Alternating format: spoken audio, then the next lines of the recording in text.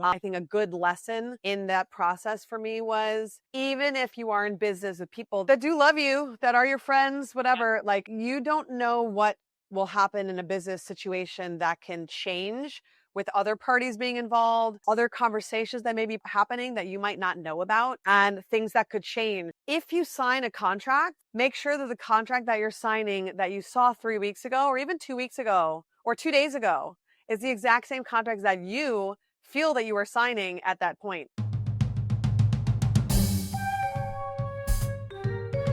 She just sold her company. She sat in a room full of men negotiating the biggest deal of her lifetime. Wait, she sold for how much? I can't even believe she managed to get double her valuation. Let's keep this just between us. Welcome, Antonia, to the show. Hey. So happy to have you here and so excited to talk about your journey. And I thought we would start with even before Thinx. Like, tell me the start of your career, how you got to where you are, and then how Thinx came to be. I would start with being born in a very creative family. My parents met at Pratt Institute. My father became one of the chiefs of design at General Motors, and my mother was an art teacher after getting her degree at Columbia Teaching College. And they raised us all to be actually classical musicians because they loved music and they thought it was a great way to develop the brain. We did the Suzuki method, if you're familiar. It's from Japan. And you learn how to hold a violin at 3 and you learn to play that. And I wanted to sit down, so I switched at 9 to cello. So there I am playing cello, and I put in my 10,000 hours by the time I was 16. You know, Malcolm Gladwell talks about that in his book. And I was waiting to figure out what the heck my purpose was going to be in life, because yes, I had the talent for cello, but what was I going to be? And I loved to write. I loved to read. I was a voracious reader. I loved to act. So I got a cello scholarship to Northwestern University. You know, quickly made that decision too, because I had a great communications program, and I did the acting bug. Chicago Tribune called me the one to watch in a play that I did a premiere of when I graduated. And I worked as a film and print agent for the first year, and then went into public relations, went into advertising. It was while I was working representing artists who were composers, actually at the time, for a studio called Pulse Music. And these were, you know, people that were doing for film, TV, commercials, you know, scores, right? They were writing music. And I was getting back into my cello. I was seeing a path for me where if I really wanted to go back into it, I could be playing with Jay-Z on stage or whatever. Like, all these doors were opening. And then I was like, this is just not satisfying my heart. It's just not satisfying my spirit. How am I? Yes, I can entertain. Yes, I can move someone's mind and emotion and make them feel a certain way. And that is so important. Music is so important. And I give so many props to the musicians out there. We need good music, right? It transports us into another dimension and helps us in so many ways. But I just needed to find my purpose. And how was I going to serve the world? How was I going to make the world a better place? And again, music can totally do that, granted. But it was just not in my fabric of really what I felt I needed to do. And it was back in 2010. I had met Radha first, who was my first, Thinx co-founder. And then her twin sister, synchronistically, I could tell you that story if we have time. I met her right after. And Mickey's the one that invited me, her twin sister, to India. And it was while we were on the banks of the Ganges River in India, talking about doing good and doing well, that Mickey shared with me that there was this moment where Radha had washed out her bathing suit. They were doing a 3-legged race at one of their family barbecues they love to do, and washing out the bikini bottom because Radha had just gotten her period while they're literally attached to each other on a 3-legged race, and they hobbled to the bathroom to go deal with that. And Radha's aha moment was, why doesn't stain-resistant technology exist in underwear? Like, why are we doing this? Like, why am I freaking out? Like, why don't we have support?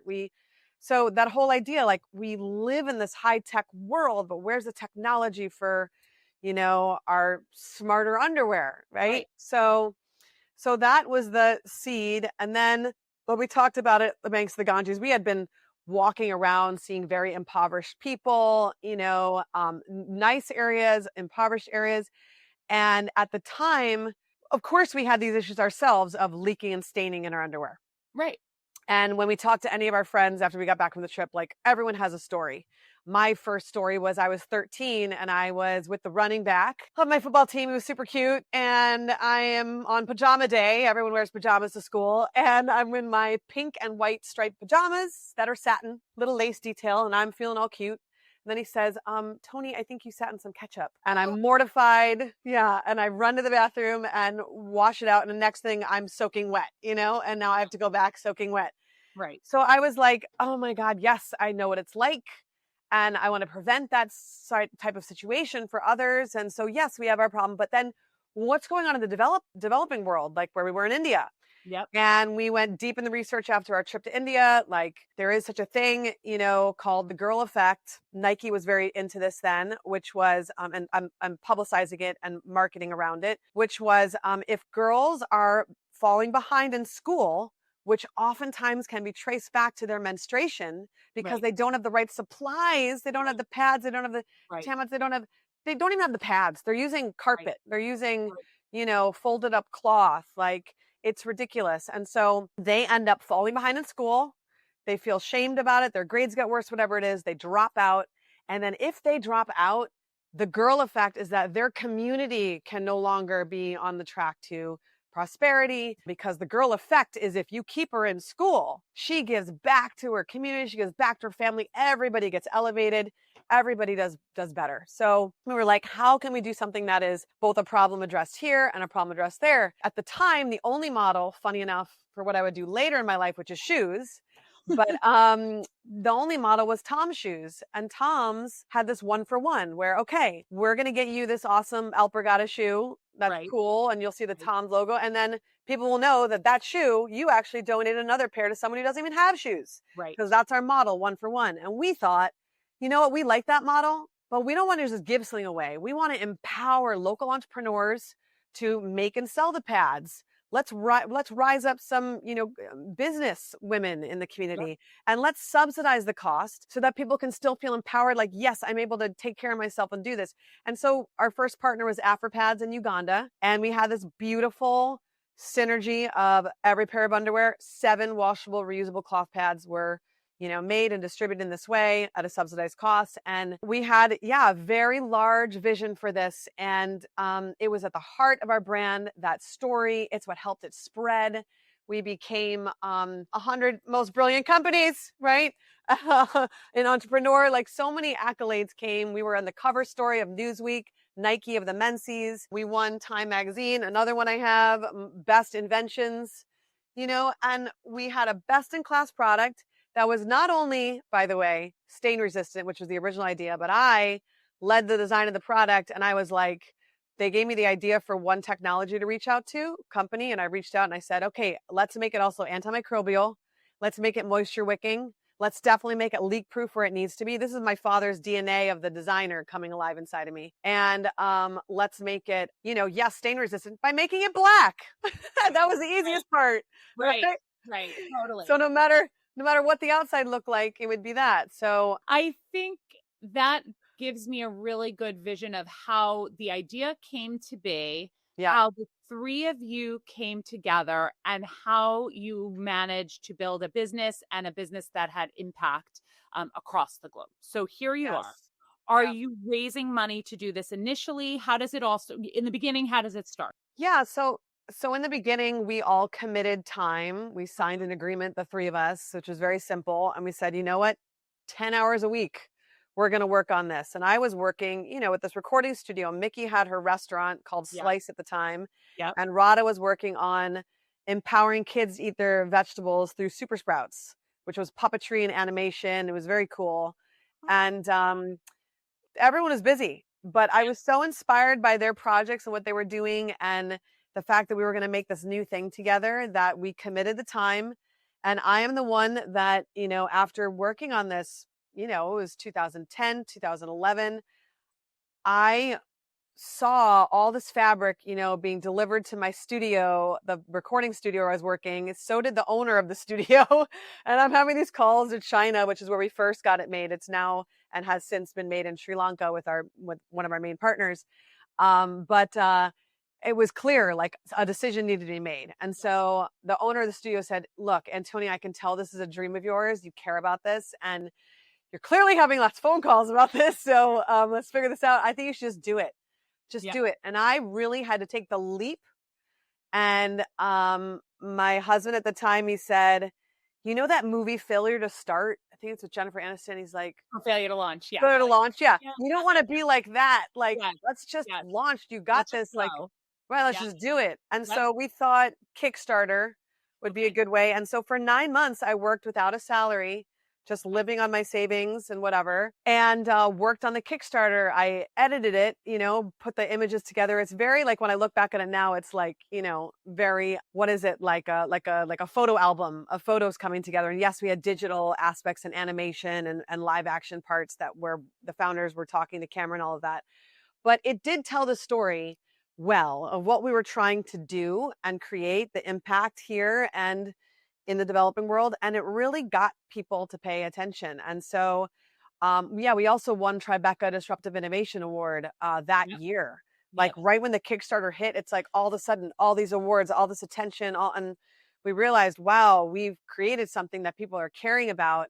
And our product, I really spent a lot of time with Anders, my production partner that I found, designing a labor of love, that hip hugger. And I wrote the patent. I was very inspired by Sarah Blakely, who started Spanx. She wrote her own patent. I said, you know what? I'm a cellist, representative, artist. I can write my own patent too. Why not? She was a comedian and a copy machine salesman. Like I can do it. So yeah, I just knew that we had to get the message out there. We had to get funding that way. Yeah. And then there began it becoming expensive though, because that's what I was going to say. You don't grow to be you. You got the see. The thing is, I remember from this because molds. I remember when this became like the darling. Like this was the shit. This was the most innovative. You guys were the shit. We were all like, oh my God, this is a huge deal. But I would imagine that it would become very expensive very quickly. Yeah. Kickstarter. So what did you end up doing? Yeah, it became very expensive. I mean, the packaging, the product, we have many layers in the product, and so we did do family and friends. Yeah. It was really amazing. $25,000 from several key people. And then some gave like 150. We had a few of those. Yep. And I will tell you, I have an email that I love to this day, of Sheldon, God bless him. He was from Detroit, my advertising days, and he wrote me an email. I think it was 2021. He said, Antonia, I gave you 25,000. I'm seeing a lot of zeros on this check I just got. Like, what is this? Is this real? And he's like, and this is amazing because my year wasn't that great. And this is crazy.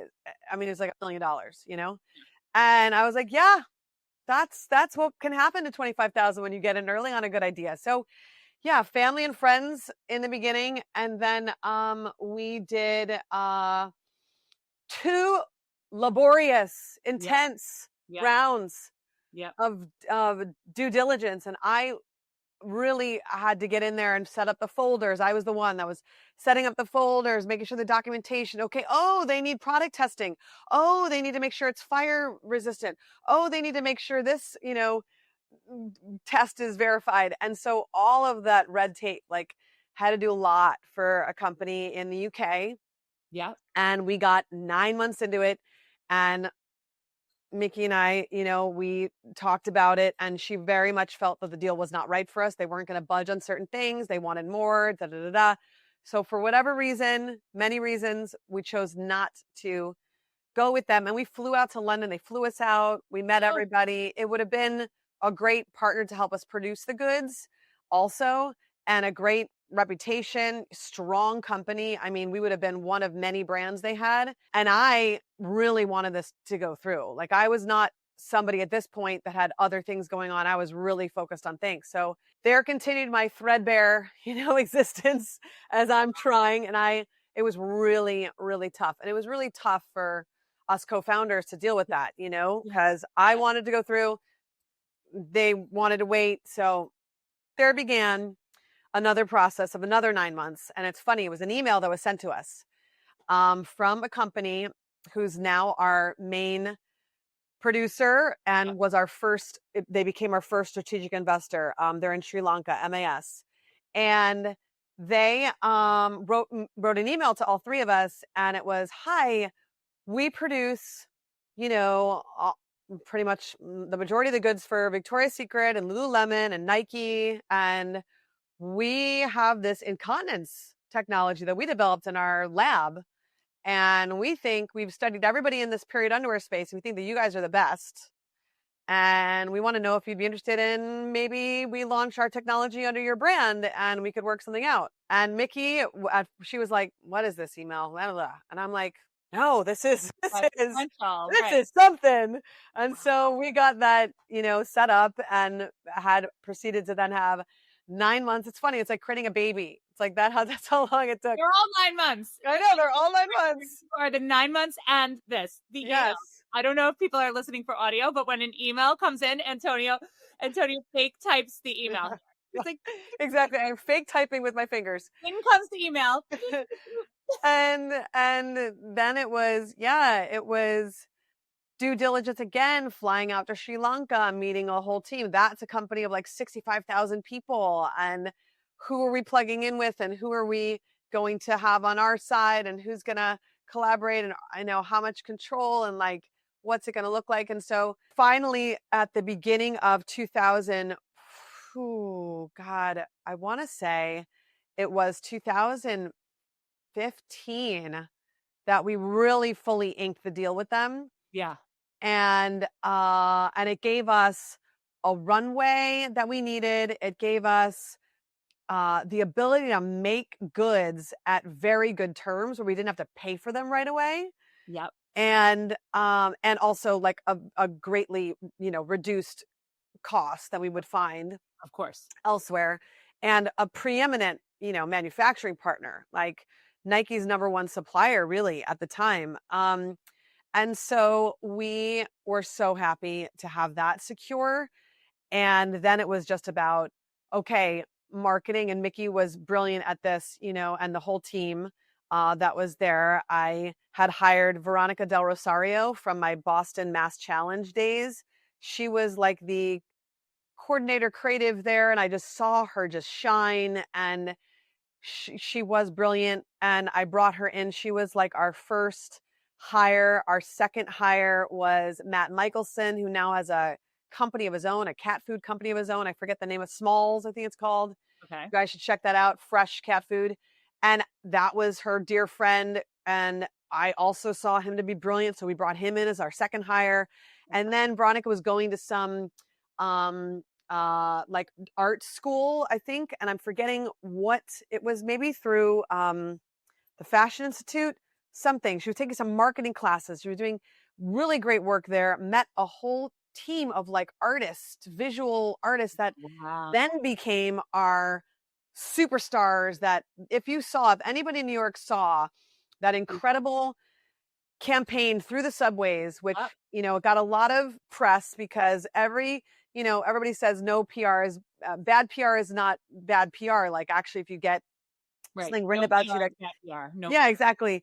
And so the MTA didn't want to let us be in the subways because here we are talking about periods, and that's very, not the norm. And so we almost didn't get allowed to do our ads, but when they did get permitted, they were gorgeous. And there were, like, I remember the columns of Union Square, like every time you would walk past this girl in her beautiful model we had in our laciest underwear, standing, she would follow you. Every column would just move just so that she would literally be following you. They were brilliantly done. They were provocative in a beautiful way. Like, very, very thought-provoking and interesting ads. Every ad that you guys did, I assume once you got the funding, was that really the first area that you dove into, was the marketing? Because it just was like so super in that moment. Yes. Okay. Yeah. So now you have this partner and you're Yeah. growing. I want to shout out to her. Her name is Meng, and she's a lowercase m on Instagram, Meng Shui. Her and her team, they just did such a great job. Oh, And really that's what helped us really break through, because people talked about it, that dropping egg, or the juicy grapefruit. Like, yes, yeah, we drop great. an egg every month, Yes. and we're juicy, we're women, right? And Yeah, so, they were very provocative, the ads, yeah, and they did capture a lot of PR and a lot of interest. And I always think yes, it's so interesting when we use, even in that time, because we're already here, we're deep into the digital age and that world, but still some of the print ad work some often cuts through in a way that digital is extremely effective, but sometimes the right type of billboard or different type of ad actually cuts through in a different way. And I think for you that definitely, right. Oh, totally. Yep, yeah, yep. And it really does take a team to make a dream work, and for one person to be up there and visible, it's really so yep, many other players yep, involved. yep, And yeah, it's the recipe of communication and clarity. Like, we had to educate people too. Okay, that's called Thinx because it's underwear that thinks of you even when you're not thinking. It's smarter underwear. But what is it? Like, what is it doing? We had to spell it out in the beginning for people with periods. Like right. this is underwear for your period. Literally had to say it somewhere so that they got it. Yes, yes. Well, it was a different and innovative concept at the time. Yeah. Okay, so you're growing. At what point does Kimberly Clark enter the conversation? Like, where are you on this growth trajectory? So there, you first get your funding, and now you're going to start to grow. And where does Kimberly Clark come into this? Yeah, so Kimberly Clark comes in, it's like a couple, I want to say couple years later, like Yeah, 2016, I think was the an interest. Yeah. yeah, And those conversations were really deep in and almost getting to a close by 2017, I want to say. And so, yeah, they are a multinational mega holding company, right? They have Kleenex and Kotex and Scott Tissue, and they are leaders in the, I like to call it personal care space, okay, feminine care space, right? yeah, Is what it's typically called. It's really femtech, what yep, we have now. And so they understood what we were trying to do. But yeah, it's interesting. We touched on this before we jumped on, but when you bring in a big company, how do you maintain the heart and the ethos of the brand, like the mission and how mission driven we were, and also staying true to the way the product's made. And we spent a lot of time, like for instance, disguising how the underwear would just look on the outside totally seamless, like a regular pair of underwear. And I meticulously made sure that seam in the back where it's absorbent would be yes, hidden. But yes. then you bring on a new partner and then they're like, it's cheaper to do it the other way. Let's do it the other way. And it's just So like a decision that somebody makes. And all then, of a sudden, it's not in your control. right. Did they approach you first, or did you approach them when it started? The conversations first started. You know what? I don't even know how I forget, because actually around 2016, I became very busy with becoming pregnant and Okay. and starting my own sort of idea process around my next venture, which was born from my commute to Thinx because my feet were killing me. So before that next strategic level already, of investment already started, you were already thinking about the shoes and the shoe brand. I know. Yeah. Right. So I want to talk about the shoe, I'm going to go here first. First, tell me how the shoe idea came to you, because I know it came to you in the offices of Thinx. Yeah. Yeah. And then from there, I want to talk about how we got to the decision to bring on that type of strategic acquirer like Kimberly Clark. But because we're here and Yeah. because you were pregnant, we can't not talk about that. So tell me how Yeah. how the idea for the shoe line came up. So I was working at the Star at Lehigh building, which was the home for the Center for Social Innovation, which is a socially innovative co-working space Yep. that had office space that I had won as part of that mass challenge in Boston where I met Veronica, my first Yep. hire. And so I had like this block of time, many months, to work there for free and work on the Kickstarter. And I was commuting there, and it's an amazing building. Like Martha Stewart had headquarters there, Ralph Lauren, like all these big fashion brands were in this huge, I mean, it's like a million square feet. I don't know. It's a lot of square footage, and it's right on the water, and there's no train there. None. There's no city bike at the time. Yeah. And so I am forced to walk or hail a cab, but I was walking. And so it was like 20 minutes to get there and back. And I had, let's say, 100 pairs of shoes in my closet, and I was down to one because every pair of shoes had a story. Like one, I would have to be shuttled in a cab. One, I could wear to an event and stand for maybe 2 hours and then be like in pain for the rest of the night. One, I definitely could not walk in at all. The other one was really cute with XYZ outfit, like it just went on. And I said to myself, this is crazy. I am down to one low heeled booty that's black with a nice tapered toe, and it's got a little rubberized. Yeah. Like, and how is this my life? Like, what a waste, all this other. And why is it where fashion and beauty cannot live happily together? And so I just started to dream about that while I was very busy on Thinx, and so just like I led the design with Thinx, I just started to kind of in the back of my head, oh, what would I fix? How could I change this? Oh, if I really had that for my big toe, that would be amazing. I would never get blisters again. And why can't I have a little rebound there? And, oh, I wobble. Can I do a heel cut? Like I just started to think about it. And it was only many years later that when I was pregnant and thinking about, what my next chapter would be, I said, you know what? I really love creating. And I love patenting things and creating a solution that's so needed. And I started on my journey to create the now patented soft surround system that's in every pair of shoes. And I launched that company also, Kickstarter. I was nostalgic, just like with Thinx. But that one was Thinx. We had a goal of 50 grand, and I think I made like 62 or something like that. With the shoes, we became one of the top 120 Kickstarter campaigns in all of history. We did Kickstarter, then we did an Indiegogo. Within 90 days, we raised $2.1 million. Holy cow. 8,000 people wanted those shoes. When did you actually launch that Kickstarter? Because I'm piecing. That was 2017. Okay. So this is my question for you. So here you are, you've got this brand, it's fast growing, it's hard. I'm sure like all of it's very challenging. Yeah. You've taken in this investment money, you're growing it. Is there a decision for you in your mind? And I know you're pregnant, you're having like these changes in the world. Were you ready to start just your own thing? Was it a vision that you would continue to run things? Did you want a life without co-founders? Like where were you? Where was your brain in this moment pre Kimberly Clark? That's where my brain was at that moment. Actually, I had actually left Thinx at that time. Yes. And this was really like, this was my next chapter. I was writing a book. I still am writing it.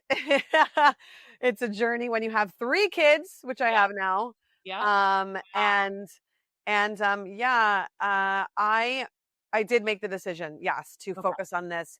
And Kimberly Clark, the reason why we really liked that decision is because, again, they knew the space, and we were getting traction in certain markets in the US and also like Australia and other places around the world. It's interesting. You saw these little flickers from the Kickstarter, of where people wanted the product. And so we went in those directions. One of our first department stores was in the UK, one of the big, department stores there. And we wanted to continue to nurture those. And what better partner than someone that is a worldwide brand? Oh, there's no question. That's like, it's the ultimate strategic. But I'm interested in, so when you left, you were just ready for a change. You just wanted, because it must have been, was it hard to walk away? Was it easy to walk away? I assume you retained the equity, but you walked away from the actual, like the job and the work, right? Yes. Talk And to me. actually it was very tough in the end. Yep. Because, here we are, all friends doing this together. that then become business partners. And we were new friends, you know, in the beginning, and very like synchronistically connected, just the way I met Mickey, you know, I just like we were all meant to do this work together. India trip. I see the whole. Yeah. Yeah. We were meant to do this work together. And so there was a deep love there, and there still is a deep love there. I feel like they're like sisters from another lifetime. And you know, and then the rigors of the business take over, and then that can be very intense, and the multiple rounds of due diligence for part, and then it not working out, and then we're on two different sort of timelines. I wanted things to go faster, you know, and so when that happens, there's friction, and we learned a lot, you know, as co-founders, as friends through this process. But it did become clear that this was going to be something that we needed to make a change. And so, you know, that's really kind of the mechanisms that started to happen once MAS came on, and you know, it became tough. And I would say, you know, co-founders, like, you have to have the ability to be resilient. You've got to be able to communicate and keep communicating even when it gets tough. If you need to have a mediator, get a mediator, you know, someone that helps you keep seeing, you know, the vision and get you guys aligned in vision. I think that so much can be solved though with good communication. But it's tough when one person does want one thing one way and the other person wants one thing another way. And so how do you communicate through that? It's so important. And I'm so grateful to you for your transparency around the way to work through things sometimes with co-founders, and that sometimes the way to work through is to almost not, in a way, is to say, okay, I'm going to go do my own thing. Were you scared when you left?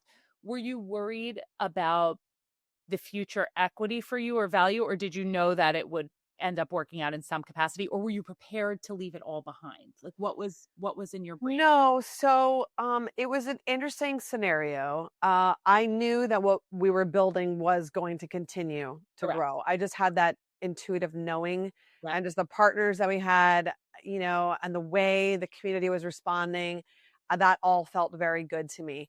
One thing I would say to anybody listening, I think a good lesson in that process for me was that even if you are in business with people that do love you, that are your friends, whatever, like you don't know what will happen in a business situation that can change with other parties being involved, other conversations that may be happening that you might not know about, and things that could change. So I would just caution whoever goes down the road of starting a business, having equity, if you sign a contract, make sure that the contract that you're signing that you saw 3 weeks ago, or even 2 weeks ago, or 2 days ago, is the exact same contract that you feel that you are signing at that point. Because things might change, and there might be something that was done that might not be above board that you are informed about. And so you could lose out on your equity, you could lose out on your power, you could lose out on your position. You know, I'll just leave it at that. Like, you just need to be aware of everything and have a good lawyer. Do not trust your friend who's a lawyer who's not really going to read it and is like, oh, it's fine. No, you need to read every line. If something doesn't make sense, what is a cash call? What's that? Or what does that mean that if something happens, XYZ happens? Like, I need to understand that clause. Lawyers are really great at making very simple concepts sound very complicated. Very complicated. Yeah. And ask every question. Ask every question. That's like so many women I know leave it to the lawyer to read the contract because it's confusing. But what you really need to do is understand what you're getting into fully, and don't be afraid to ask the questions. That's huge. It's such a good piece of advice. Yeah. So don't be afraid to ask questions. Also, very important, get everything in writing. Email your butt off. If you don't, you know, understand something, or something doesn't seem right, like, put it down in an email, because conversations, phone calls, you can't go back to unless you record them. But some places you're not really, like, that's not good disclosure. If you don't, some states don't even allow that. You really should write down, if you have an issue with something, so you have a concrete example. Hey, I clearly said it this way. I clearly meant this.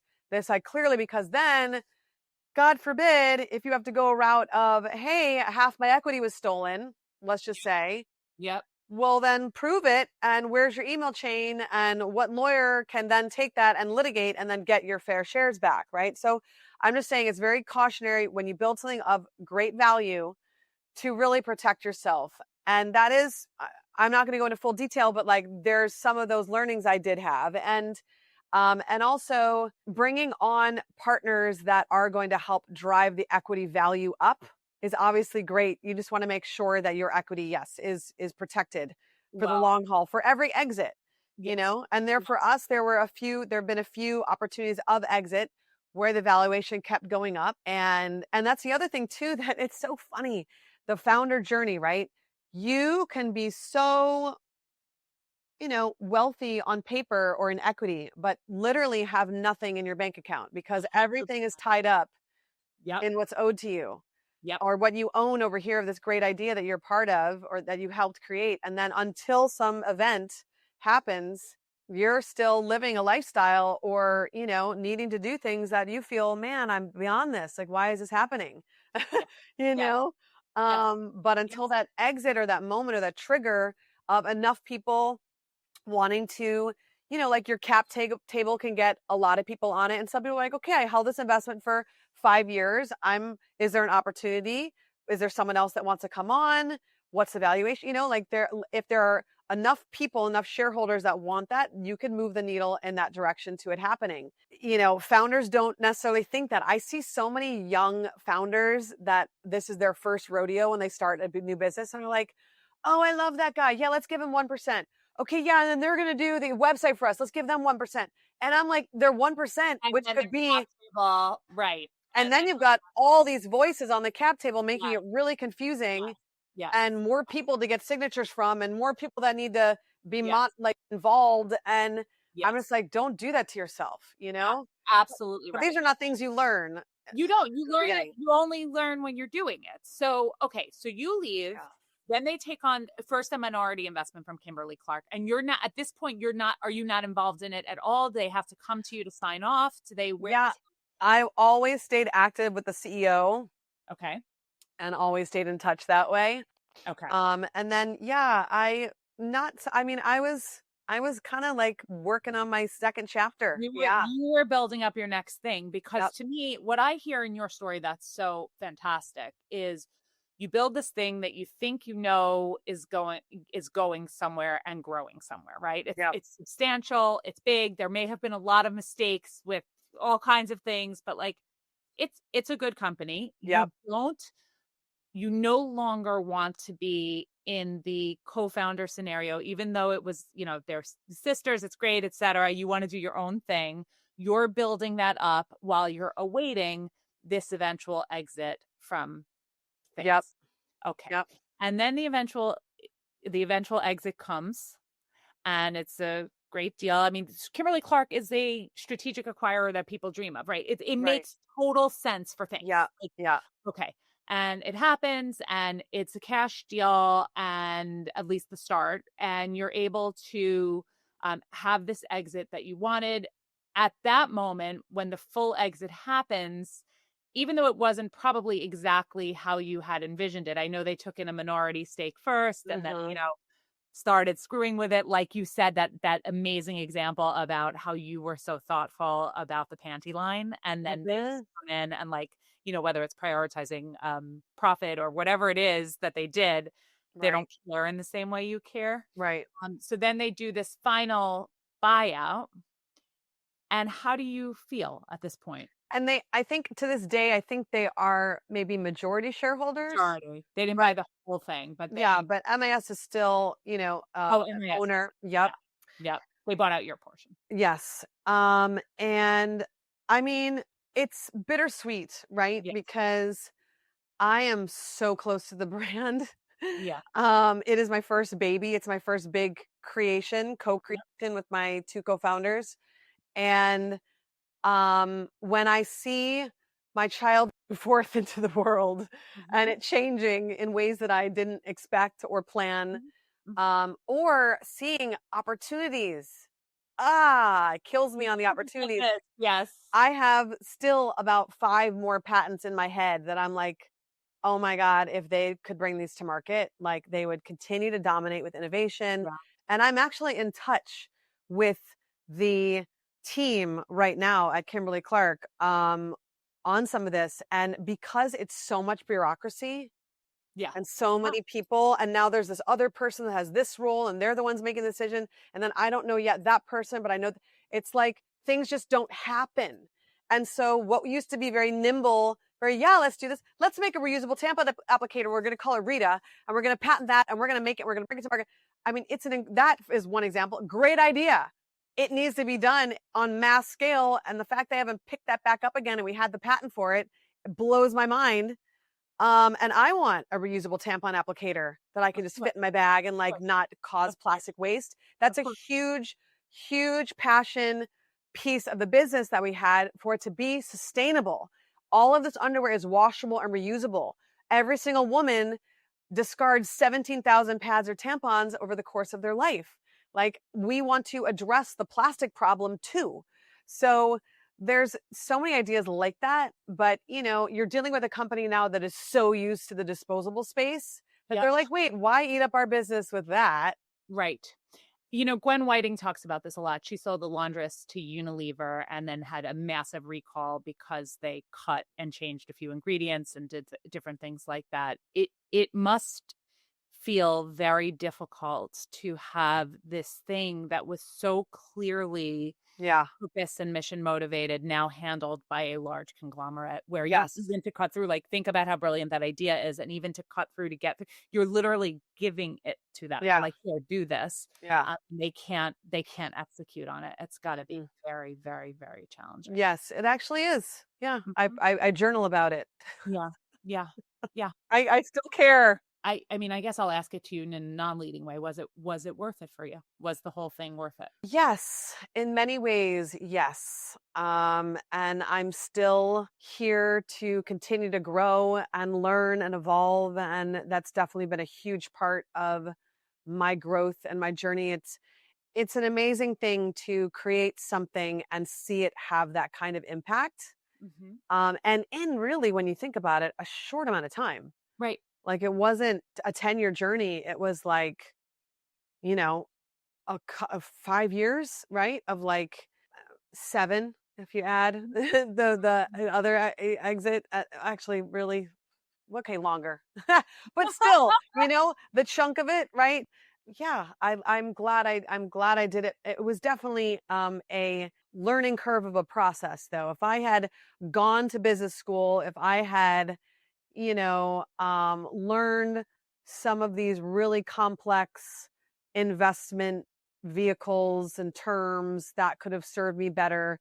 I came at this from a creative idea maker, solution maker, frame of reference, naive, believing the best in people, that in business, people will always, do what's right or fair. And sometimes that's just not the way it works. And so I had some very expensive and hard-won lessons. Yeah. It's really important. And just, Antonia, I'm really grateful to you because I need women to share these stories so that others behind them can learn. Yeah. I always say to myself, like, imagine if we all had each other in our corner when we were building something like this. So okay. So first of all, I'm so excited about Antonia saying, I'm so the cheese in 2 seconds. When you made out from the Thinx deal, did you get enough to feel in any way whole, or did you not? Like, did you feel like you were compensated for being a co-founder properly? I was compensated for being a co-founder. But there were mechanisms in place that, I could have had and should have had much more. Yes. And that was the fair shake. Yeah. That was what I knew about, what I agreed to, and that didn't happen. And so that's the truth. And, but I did well. Yes, I did well. Thank you, God. Thank you, universe. And thank you, customers. And thank you mission driven, amazing, best in class product that spread like wildfire, and all the people that made it, visible and happen and be created and all of that. But yeah, there's a bitter pill to swallow in that, sure. But you can't dwell on it forever, and you move on. And I channeled all my creativity into, my next project, and having my amazing children. My oldest is 8. My middle girl is 6. And then my son, who's like my 3-for-1 deal. He is such a handful, but he's amazing. He is 3. And so the 2 girls and the boy? It's 2 girls and then a boy. And so honestly, if I had stayed working in the same trajectory at Thinx, would I have had 3 kids? I'm not so sure. I might have waited so long that maybe I would have ended up having 1. I don't know. So the changes, what happened, the new trajectory for me, it was part of my journey, and I'm so much wiser, after the end of the journey. And I am working on a book. I started it back in 2000.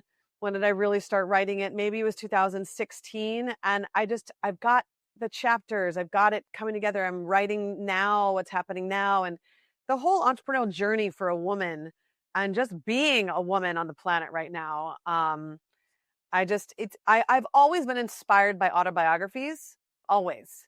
And I love watching documentaries about people's lives and what decision, there's that idea of like 7 doors in front of you, right? And which one do you take, and how one will take you in such a different direction, but yet you got to leave the other 6 behind, and just what that looks like. And I also love the story of my journey too, is very much informed by this amazing creator that we create with.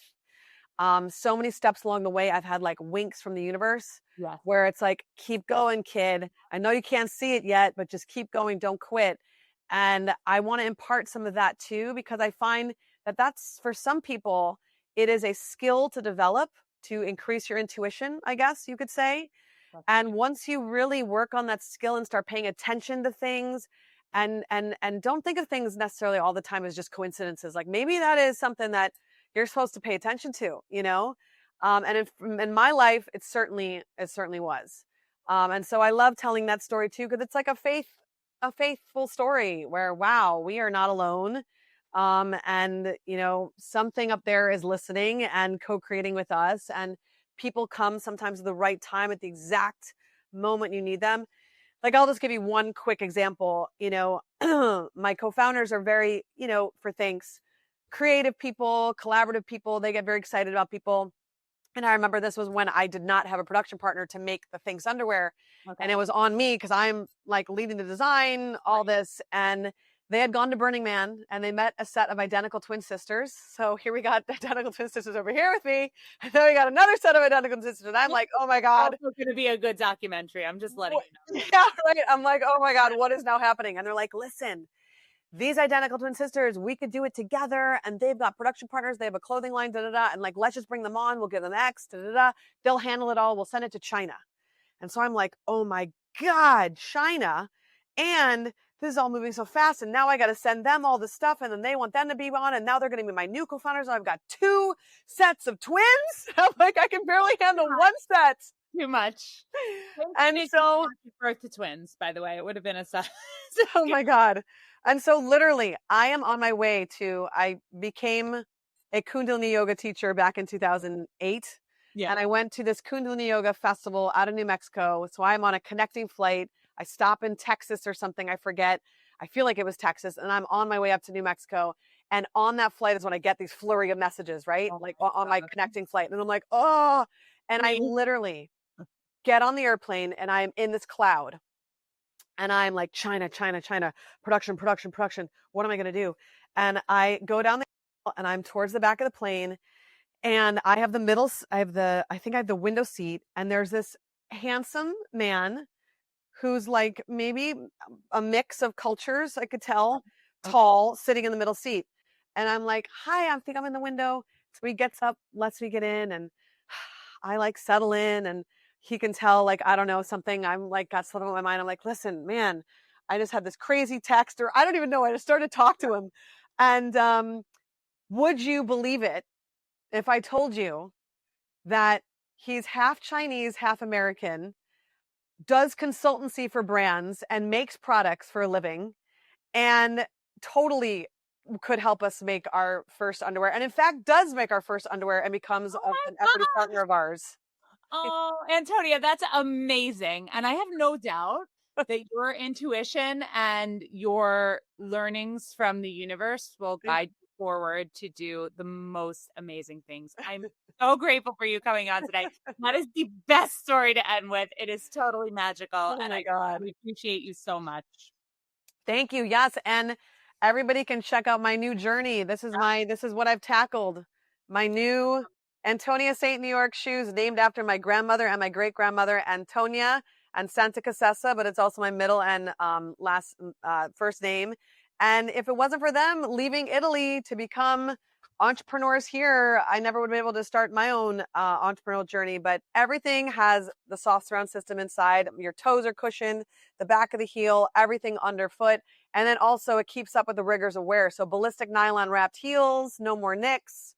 It's really an amazing suite of products. I'm very proud of them. And it took a lot of innovation in again, patriarchal, male dominated industry Yeah. to innovate. So Yeah. I'm women share with women. That's it. Let's go. Yes. Awesome. Thanks, Antonia. Thank you so much, Carrie. This was lovely. Thank you so much, love.